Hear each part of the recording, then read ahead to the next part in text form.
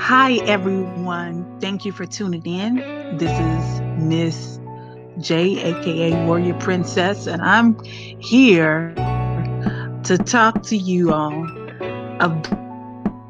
about Heather and Cornelius Lindsey.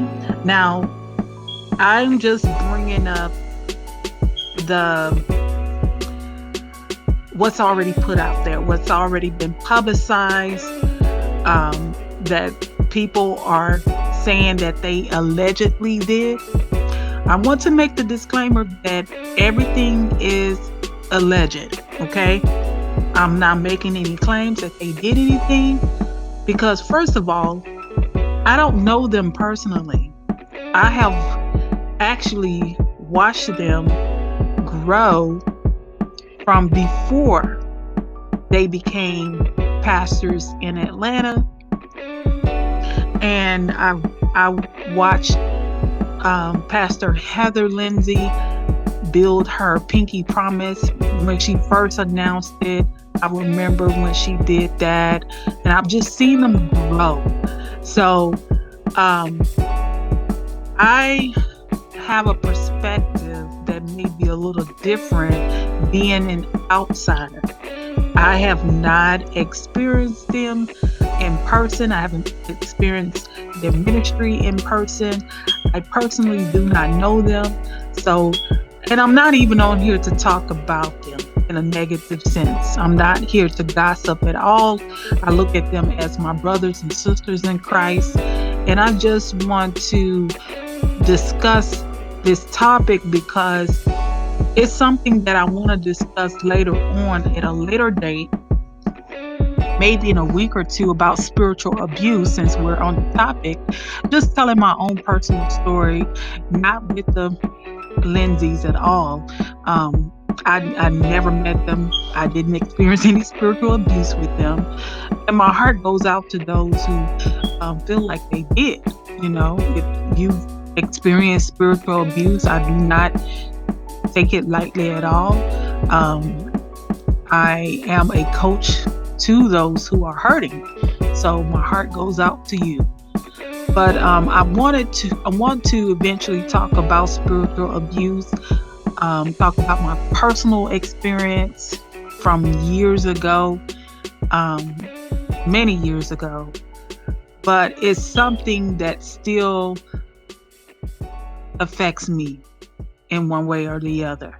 And I want to talk about it. It's good that we talk about these things in the body of Christ. It's good that we talk about spiritual abuse, um, and not sweep it under the rug or dismiss it. And I also want to be sure that people do not make the mistake and call something spiritual abuse that's not. That's something that I want to be clear about as well. Sometimes we can go through things in church and it's not spiritual abuse. It could be misunderstandings. It could be lack of wisdom. It could be a number of different things. Okay.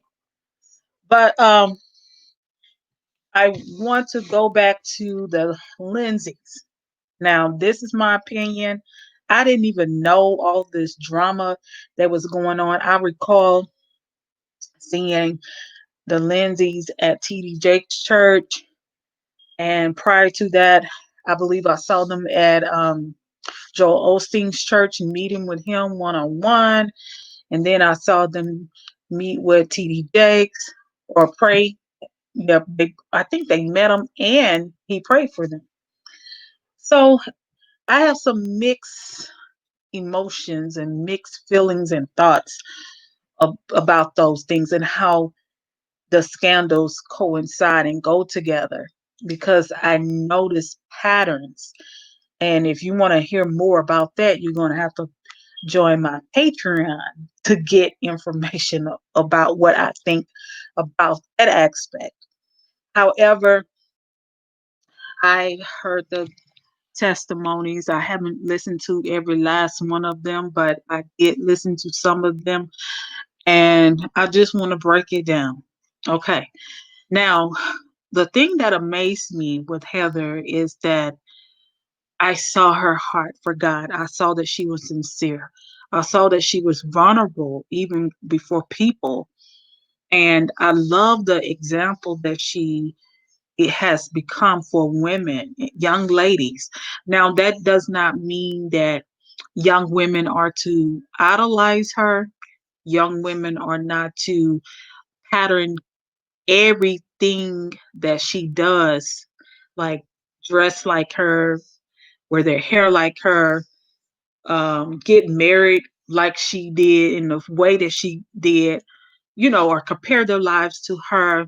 I think that um, there are some things that we can take and be make them useful to our own lives, such as I know they talked about how they lived pure before God for 2 years. And some people say, oh, that's a red flag. And I would have to disagree with that.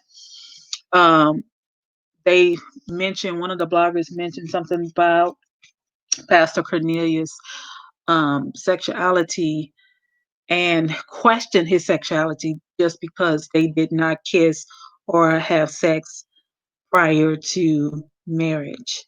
Now, I know personally, for me, I abstained from sex for 15 years. I did not kiss a guy for about 15 years, and I did not engage in sexual intercourse for 15 years. And the reason for that is because, number one, I have a calling upon my life, and I wanted to live wholly before God, not before people, but before God. So I do not think that just because a man has abstained from having sexual intercourse with a woman or abstained from even kissing a woman, I do not believe that he is gay. So the blogger who said that he could possibly be gay because of that, I do not agree with that. I know some people with very strong convictions, and um, also they have like um, conscious a consciousness about certain things, and that's the way I was before I had got married a few years ago. I did not kiss a guy because I wanted to make sure that the guy that I kissed was the guy that I married. Okay. And that was me. That was my personal conviction. I wanted to do things that way. Okay. Now, the kissing part, I'll be honest. We did kiss before marriage. I wanted to wait until the altar to kiss, but we did kiss before marriage. We did not have sex before marriage. So, but I back to Heather and Cornelius Lindsey. Um, I can believe that a man can make it to the altar without kissing his wife or having sex with his wife prior to marriage, okay, or his fiance. It's possible. It doesn't mean that he's gay. Um, I didn't hear any details about any other accusations concerning sexuality or sexual abuse or anything like that. I didn't hear anybody go into details. And I searched for many, I went through many videos, and I have not found anyone to go beyond that. Um, they didn't provide many details. So all I can say is we as women, we oftentimes judge a man and call him gay if he doesn't want to have sex with us. And that's not all the time the truth. Okay. Another thing I've read many comments, and I saw a lot of women confessing that they were idolizing Heather and have done so for years. And God had to check them and tell them no. But what I saw was they put the blame on Heather. They blamed Heather for their idolatry. And you cannot blame Heather for your idolatry. I'm sorry. Is she an influencer? Yes, she's a Christian influencer. She's also a minister. She does both. So, yes, she do have strategic posts that coincide with her brand as a mother, as a wife, as a fashionista. Um, she's a wonderful homemaker, a businesswoman. That's what I take from her posts. That is like her brand. So just because someone has a brand and you admire them, you're not supposed to idolize them. You can look at their life and say, hey, I like the way they do this. I want to become more, I want to cook more like they do, or I want to eat healthier like they do. Or maybe I could try being a vegan for a week or something. You know, it doesn't mean that you need to become them. You know, they may just expand your mind to try new things that you have never tried before. And that's normal. Um, I would rather you have someone that influencing you in a positive way in the Christian community than for young ladies to be influenced by someone who is not a part of the Christian community and they're influencing you to do wild, crazy stuff. Okay. So I don't understand why it's so wrong to model your life like someone in the faith, someone who is setting a positive example for young ladies. Um, as far as um, people said that she was materialistic, I don't get that from her. I honestly don't look at her as a materialistic person. I'd never see her flaunting any handbags. Now, I have seen some hardcore preachers. I mean, some preachers who um, like to take their pictures showing their new handbags, showing the emblem on their vehicles, on their new car, um, showing um, how big their house is. You know, I've seen preachers do things like that, but I've never seen Heather Lindsey just flash everything that she, all this big name brand stuff, uh, Louis Vuitton stuff. I've never seen her do that. I've never seen her do that.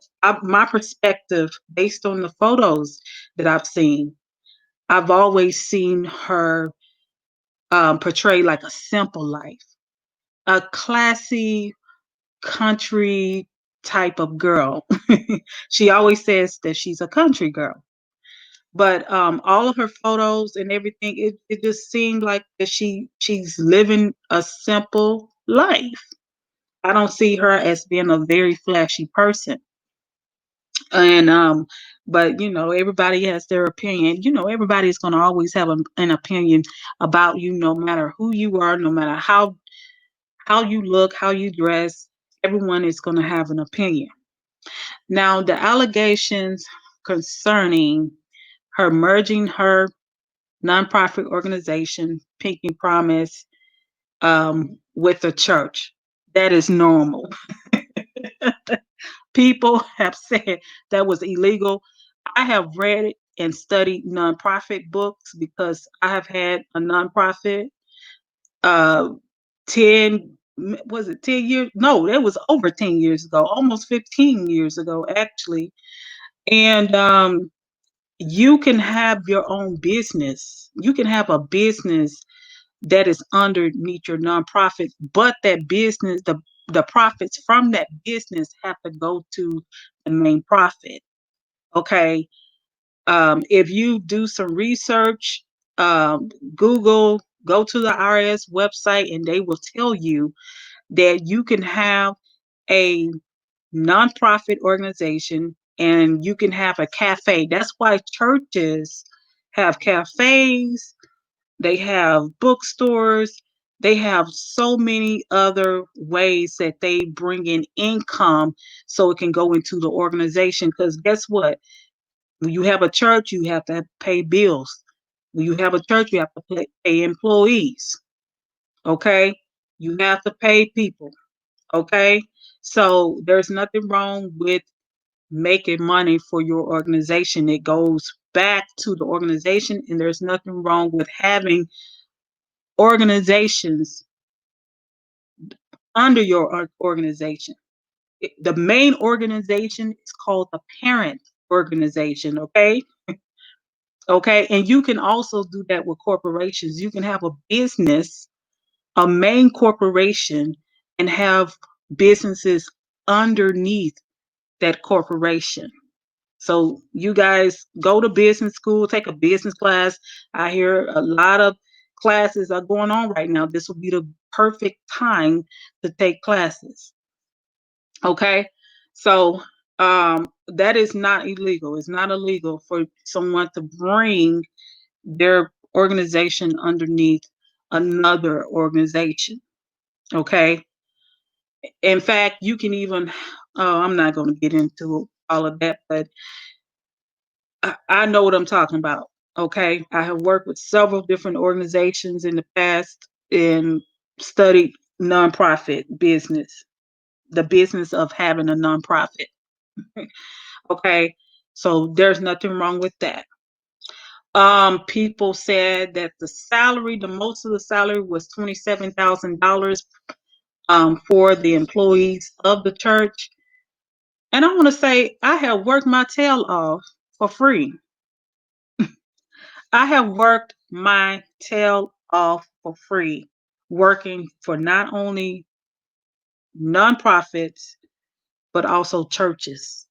I didn't get $1,500 a year. I didn't get a stipend. I didn't get um, $50. I worked and worked. And that can be spiritual abuse because in the way that these people worked me, part of it was my ignorance. I was young. I wanted so bad to be used by God. I wanted acceptance. So you got to get to the root of why were you so willing to work yourself and overwork yourself.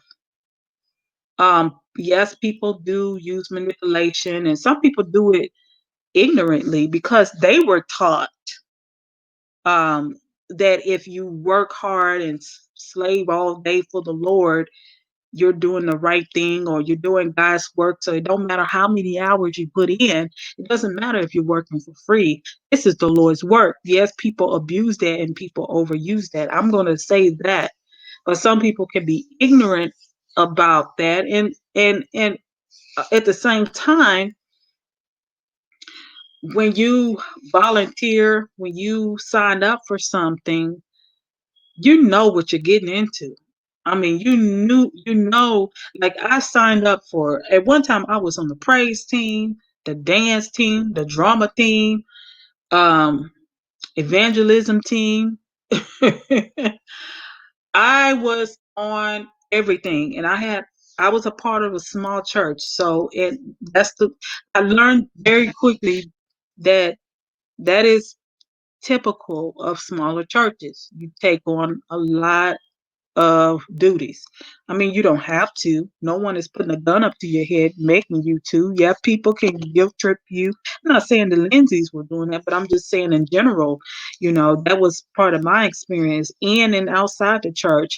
I was very I was very gullible and I was young and I didn't know, I thought that God wanted me to do all these things, so I was involved with everything and working for free most of the time or even if it was $50 for 1 week.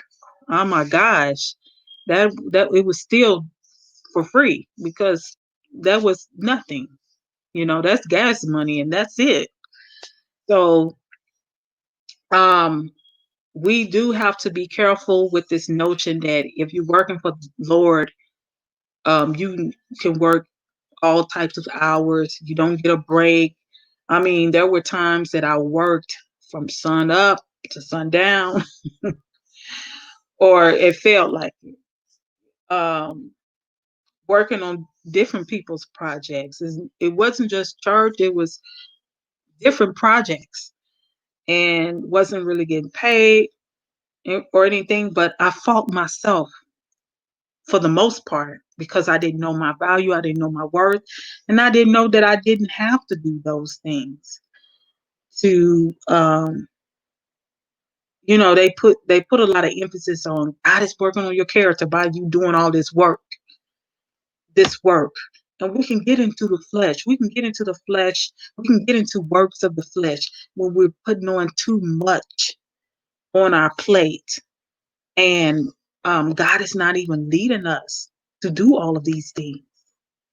So um, I can see where somebody, I'm not saying whether they did or not because I wasn't there.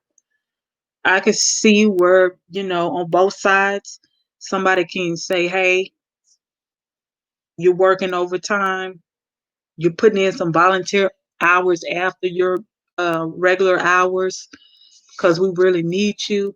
That's probably at every church. And if you're on salary, even at a job, you may be putting in 50 hours per week working on salary.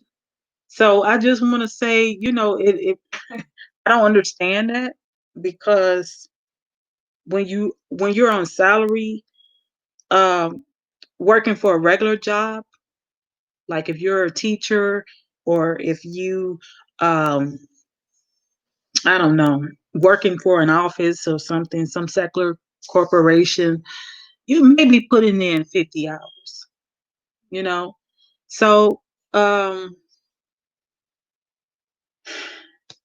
when people are starting off, it's a lot of things that you may start out doing that maybe 5 years down the road you won't do because those beginning years, even if you're 5 years, 7 years in, you're still in the beginning. Those beginning years are your years of sacrifice. Those are your years when you volunteer. Those are the years where you put in the extra work. You work hard on the front end, and then when you have laid the foundation, you can not stop working, but you won't be working as hard because now you have systems in place and you can have other volunteers and other people to step in where you used to be. And that's just a part of growing pains for a church, for a new ministry, or any organization or business. You may put in the extra work if you sign up for it to help a new business. And I have helped a lot of new businesses. I have helped a lot of new nonprofits. And I had to put in a lot more effort than I did when I went and worked for nonprofits that were well established. I mean, I worked for organizations that have been around for 50, 60, and 70, 80 years. So they were well established. I wasn't doing a whole lot of extra work. Okay. So, we have to keep that in mind too. So that's why I say, I didn't want to come on here and bash the Lindseys because I don't know what happened. And then I understand. I've been in the game. I've been in this arena before. And I understand um what it takes to build a ministry. I'm not a I'm not an expert. That's not what I'm saying. I understand building, the building process. I understand in the beginning, even your pastors, they may not be where they need to be, even um, as far as maturity. You have a certain level of maturity when you grow, when you start a church, but then you have to grow with the church. And there are some growing pains with as a leader. some things that you learn. So you have to give leaders space to make mistakes. You have to understand that they're learning too. It's just like being a parent. When you have your first child, when you have a child, you're going to make some mistakes. You're learning and you're growing just like your child is learning and growing. And we have to be careful. That's why we have to be careful of putting our mouths on God's anointed, because we don't always know or understand what's really going on. We normally don't understand the ins and outs of everything. We're just on the outside looking in. And it's just like children. Children can misjudge and, things and say things are this way when they're really not, because they have not matured yet. They don't have the experience yet to understand. So I just want to leave that with you guys. Um, I'm not trying to come against anybody. I'm not saying that your experiences with the Lindseys are wrong or it's not right or anything like that. You know, you have your experience, and no one can take that away from you, what you experienced. But I just want to give another perspective based on my experience of many, many years of doing ministry, many, many years of volunteering, many, many years of doing nonprofits, many, many years of being a leader and also being a follower, also being a co-laborer, you know. So I understand how things work and how it looks when you're in the growing stage of your ministry or your organization. So things may not be the way you're perceiving them to be. Things may not be that way. So I just want to say that. Um, but I will be talking about spiritual abuse. So if you want to subscribe to this channel, She TV, I'm going to be talking about spiritual abuse. And I'm not going to be talking about it from the perspective of the Lindseys. I'm going to be talking about my own personal experience, since I am a mental health coach. I work with women and girls, but I'm open to helping the fellas out too. My content can apply to both genders, but I just want to end with that. I'm praying for the Lindseys. I'm praying for those who are victims. I'm praying for everyone. But I just want to say, you know, just really stay prayerful. Research for yourself. Know God for yourself. Seek wisdom, knowledge, and understanding for yourself. Um, we can so easily get caught up in people. People are human. Leaders are human. They make mistakes. All leaders make mistakes.